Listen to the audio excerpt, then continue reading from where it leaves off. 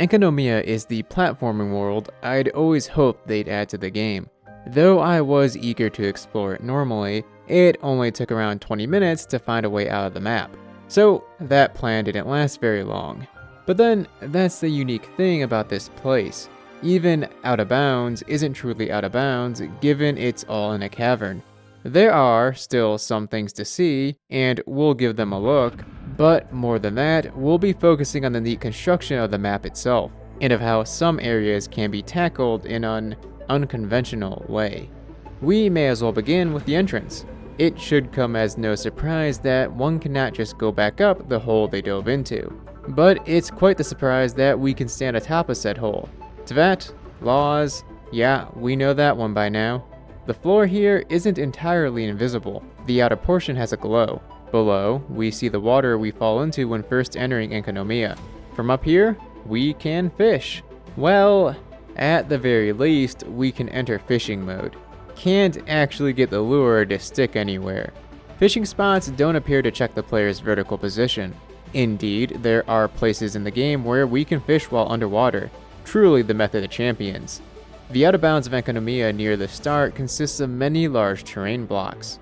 There's that hazy glow all around, and tall cavern pillars in the background that cannot be reached. It's interesting that the lines for the Paimon barrier are wrong. There are spots where Paimon will nudge us back long before hitting the red, and other spots where we can traverse quite far into the red before she goes all, "Hey listen," on us. A common theme in my exploration videos is reaching the highest point of a place. You might be thinking, oh boy, another to the top of the tower, Enkanomiya stunt. And I suppose reaching the top of that tower is sort of cool, but let's go higher, shall we? We cross over the doors that would lead us into the main area of Enkanomiya and start ascending. It's one absolute beast of a climb. Props to Shao for making it bearable. The halfway point is pretty neat. The walls here are fake, and walking through them lets us glimpse the tower in the distance. Continuing up, we eventually arrive at the best spot in Enkanomiya, a giant cliff overlooking the entire map. Let's soak that in for a bit, yeah? For the momentous occasion of climbing this beast of a mountain, let's set off some fireworks. Yes, clearly I am biased here and have a favorite. The cliff may not appear taller than the tower, but I assure you it is by a fair amount. If you've still doubts, then allow me to show you this as well, which is for sure taller than the tower because it's literally above the tower.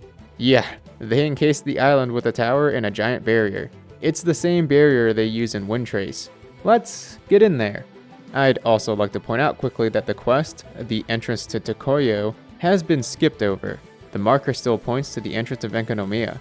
It was around this time I figured I'd go back to exploring normally, although there was one more thing I absolutely wanted to do before that. Enter the Coral Defenders arena.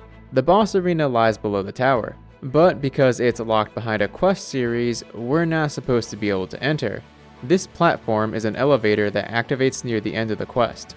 We can see that it clearly is meant to move, given the gap on one side. We can get around the door by going out of bounds below the tower. From here, the security measures they took to seal the elevator shaft are on full display. Yes, that is a triangular barrier made of the same energy surrounding the tower. Although, yeah, it doesn't really stop Klee at this point. She can just walk in and fall down to the arena. I'm always baffled by the lengths they go to for locking down places. But then nothing ever happens if you do get in early. I made sure to rule out any triggers that may be within the barrier, which reaches all the way to this platform. Let's switch gears and take a look at the amazing map construction here. I want to clarify that I do believe it amazing, despite the fact that some would consider what I'm about to show as oversights or things needing patched. There should always be multiple ways to approach an obstacle in video games. As such, these are amazing. Right, tangent over. Let's have a look. First up, this puzzle skip. Southeast of the Evernight Temple, we have a corridor that's locked down by a White Knight barrier. Upon closer inspection of the area, one will notice a crack near the gated portion of the ceiling. As always is the case, Klee comes in clutch and can squeeze through this. She's able to loot the chest because it's not sealed and then climb her way back out. Second, waterfalls. Any veteran of JRPGs or adventure games will know that waterfalls are lies and there just has to be a secret cavern behind them. Genshin doesn't really care about that law, probably because Teyvat has its own laws, but the waterfall northeast of Serpent's Heart in Enkanomiya is an exception. There's this huge cave behind it. It's like a skeleton key to the entire island, allowing us to pop up in numerous locations. The ruins near the top, which you can access by climbing this giant wall, is one of the cooler locations within this cave. Do check it out if you happen to give this a try. But this waterfall isn't one we can just glide through. It counts as a wall. As such, we need to drop below it, climb up as far as we can go, and then climb over to the pillar that would be on the character's right. From here, we can climb up once more and reach the cave. Third, we return to the shrine.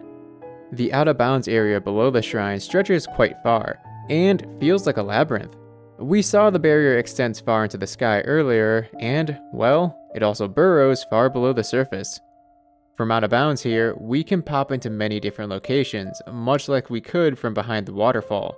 But we'll focus on just one for now. This door with the ice or crystals at the bottom blocks our path. From out of bounds, we can climb up into it and pop into the room. There's not much in here besides this chest, but it's still kind of neat.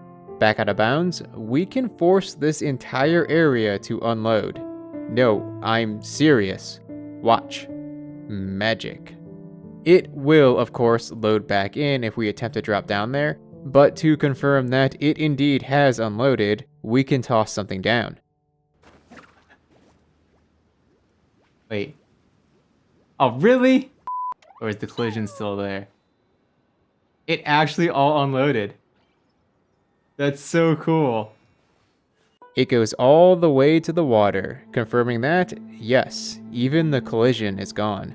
As for how one gets into this wonderful huge area, we'll cover that in another video. Don't worry, I won't keep you waiting long. If you're watching this sometime into the future, it's likely out and linked at the end. Or it's entirely possible all this was patched by MiHoYo. Anyways, I'm incredibly happy with what Enkanomiya has brought to Genshin. The movement system of the game is beautiful, and most of the other environments don't highlight it all too well. Maybe I'm spoiled by Xiao making long glides and arduous climbs simple, but I really enjoy the small challenges of navigating between islands in Enkanomiya. I honestly didn't even realize that there were those teleport gate things to move around until many hours in. It's much more fun gliding around than using those. There's still quite a lot to cover with Enkanomiya, so do be on the lookout for future videos, such as the one I hinted at earlier. And hey, you made it to the end. Allow me to demonstrate a very simple way to get out of bounds near the entrance of Enkanomiya.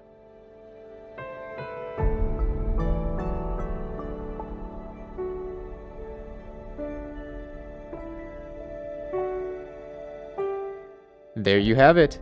Thanks for watching. This is Moosashi, signing off. Till next time.